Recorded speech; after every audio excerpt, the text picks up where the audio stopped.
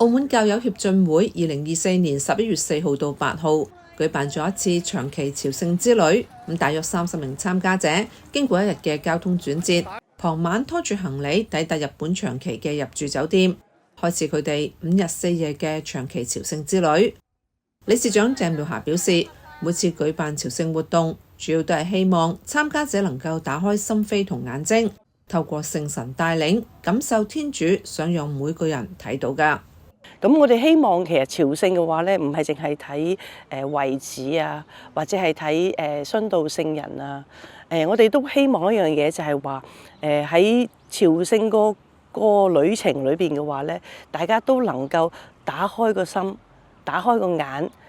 我相信每一個人咧，即係天主嘅計劃都係唔同嘅。咁所以就係話所以你朝聖嘅話，每一個人嗰個得着都可能會唔同。咁我哋都希望就係話可以放低你本身嘅工作啦，你嘅煩惱或者乜嘢啦。咁然之後就係話盡量去睇下，即係去吸收咯。睇天主俾你嘅恩寵，同埋就係話你唔好諗住就係話我要好多好多得到啲乜嘢嘢，而係話盡量放鬆，話俾天主聽，我而家就喺呢度。你有啲乜嘢嘅計劃，有啲乜嘢嘅啟發，可以令我去轉變。而今次選擇到日本長崎，係因為澳門主保聖人聖方濟各沙勿略東來傳教嘅第一站就喺日本，以及日本同澳門喺傳教史上嘅關係。首先咧就係聖方濟各沙勿略啦，咁佢第一個去日本嘅，咁亦都係我哋澳門嘅主保聖人。咁同埋就係話澳門同日本嗰個關係亦都係好，地方又近啦。咁而嗰個傳教士亦都嚟過澳門，將呢一個天主教嘅信仰帶過嚟俾我哋。咁所以嘅話咧就係而且喺95年係咪？我冇記錯嘅話，就係我哋都有一啲教友啦，將一啲日本嘅教友嘅骸骨送翻過嚟日本呢一度。咁所以我哋都希望就係話一個短短嘅時間咯，唔可以太長，因為太長有陣時大家都好難去預嗰啲時間咁樣。咁希望就係話可以有一個休閒啦，休閒啲，唔好太趕嘅。咁慢慢就係我哋去睇下呢一樣嘢咯。咁同埋就係話，其實傳教士咧為我哋教區係好緊要啦，因為冇傳教士嚟，咁帶唔到呢一個天主教嘅信仰過嚟啦。咁另外就係話傳教士佢哋嗰個精神其實真係好值得我哋去敬佩咯。即係去一個完全唔熟悉嘅地方。即係佢哋就係嗰種毅力咯，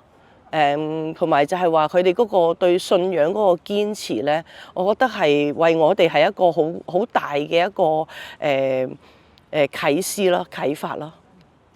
經過一晚嘅休息，朝聖團喺翌日早上先到長崎西板山上嘅聖菲利伯天主堂，由朝聖團神師夏子明神父舉行彌撒，從26位殉道聖人身上學習點樣為耶穌做見證。其實呢個地方呢係好聖潔嘅，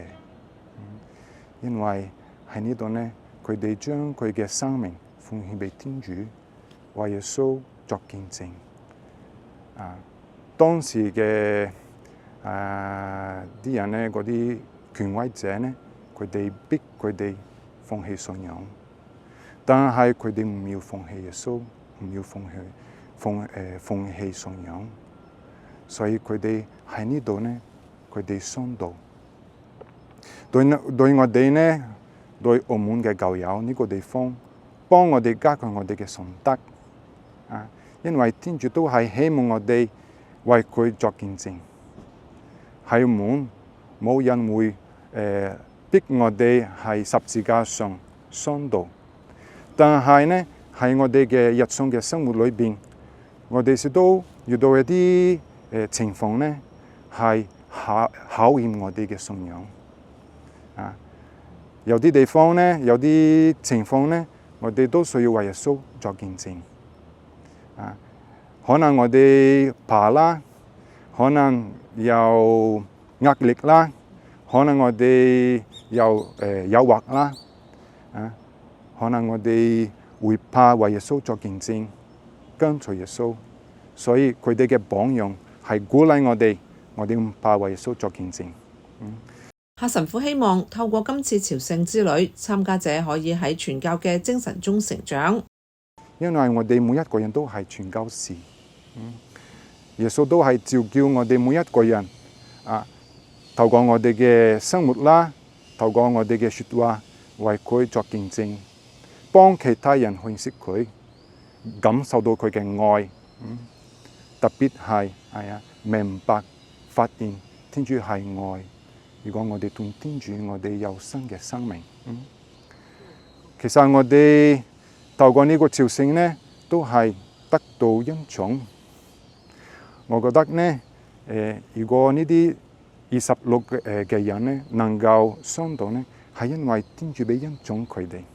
呢個恩寵呢，超過地方、超過時間，而家都係得到我哋。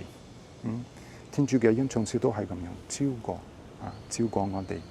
經過呢一次旅途，夏神父更祝願每位參加者能夠打開各自嘅內心，接受天主嘅恩寵，使到呢啲經驗更新各人嘅基督徒生活。喺返回澳門之後，繼續為耶穌做見證，唔會放棄信仰，堅持到底。